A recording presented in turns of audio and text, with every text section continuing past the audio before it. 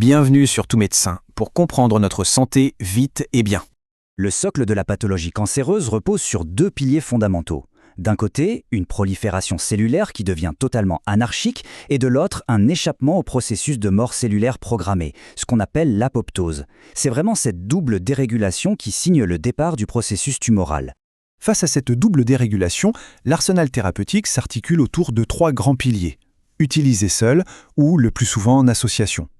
On a bien sûr la chirurgie d'exérèse, la radiothérapie, qu'elle soit externe ou interne pour un contrôle local, et enfin les traitements systémiques, donc les médicaments.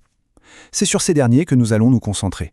On va donc commencer par le pilier historique, les chimiothérapies cytotoxiques. Le concept est radical, on va venir interférer directement avec la machinerie cellulaire pour induire la mort de la cellule.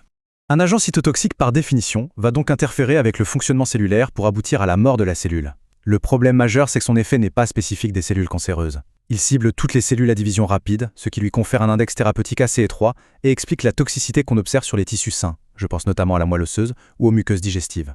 Un des mécanismes d'action principaux, c'est l'atteinte directe de l'ADN. On le voit bien ici avec les agents alkylants, comme le cisplatine. Ce qu'ils vont faire, c'est former des adduits covalents directement avec l'ADN. Ils créent des ponts, soit intrabrins, soit interbrins, ce qui va complètement distordre la structure de la double hélice et bloquer tous les processus de réplication et de transcription.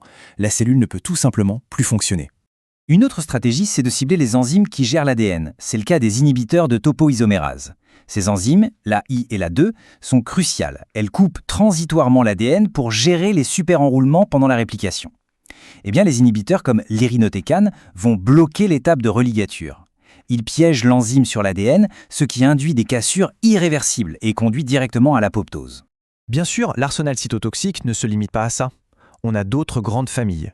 Il y a les antimétabolites, qui sont des leurres biochimiques qui vont corrompre l'ADN en cours de synthèse. On a les poisons du fuseau mitotique, comme les taxanes ou les 20K-alcaloïdes, qui eux vont bloquer la mitose. Et enfin, des approches plus épigénétiques, comme les inhibiteurs d'histone désacétylase. Maintenant, changeons de paradigme. Parfois, la prolifération tumorale est directement stimulée par des voies hormonales.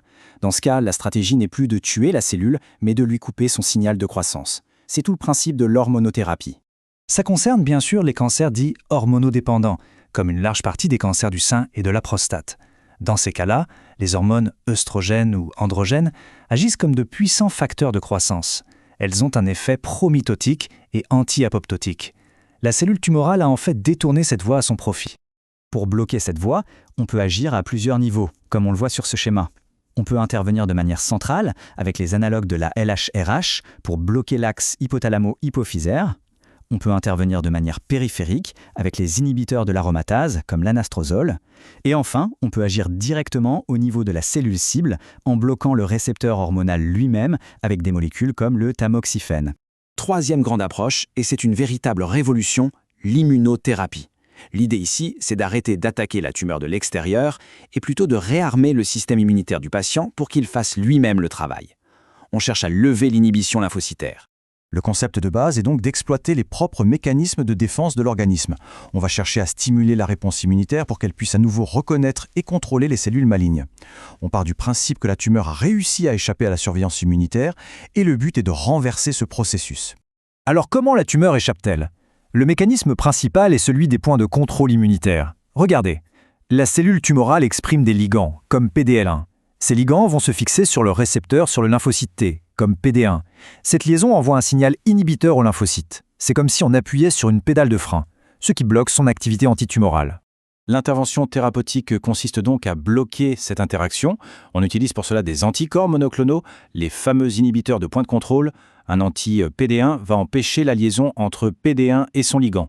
En empêchant ce signal inhibiteur, on relâche littéralement le frein.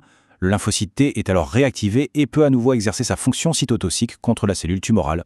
C'est ce qui a donné naissance à des molécules qu'on connaît bien maintenant, l'ipilimumab, un anti-CTLA4, le nivolumab et le pembrolizumab, qui sont des anti-PD1, ou encore l'atezolizumab, un anti-PDL1.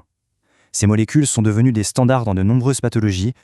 Bon, on a vu les cytotoxiques, l'hormonothérapie, l'immunothérapie. Reste une dernière grande classe thérapeutique qui est celle des thérapies ciblées.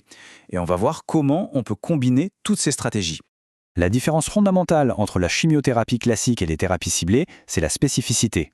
Là où la chimio agit sur toutes les cellules en prolifération, les thérapies ciblées, elles, visent une anomalie moléculaire spécifique de la cellule tumorale. Leur efficacité est donc conditionnée à la présence d'un biomarqueur, mais en contrepartie, la toxicité est souvent bien plus limitée et surtout différente. Dans la pratique, on a souvent recours à la polychimiothérapie. Le principe est d'associer plusieurs médicaments pour obtenir un effet additif, voire synergique. L'astuce, c'est de choisir des molécules qui ont des profils de toxicité qui ne se superposent pas, pour pouvoir maximiser l'efficacité tout en gérant les effets secondaires. Enfin, au-delà du choix des molécules, il y a la question cruciale du timing. On parle de traitement néoadjuvant quand on le donne avant le traitement loco-régional, typiquement pour réduire la masse tumorale. On parle de traitement adjuvant quand c'est après une chirurgie curative, pour traiter la maladie micrométastatique. Et enfin, en situation palliative, l'objectif est d'améliorer la survie et la qualité de vie. Abonnez-vous pour plus de vidéos.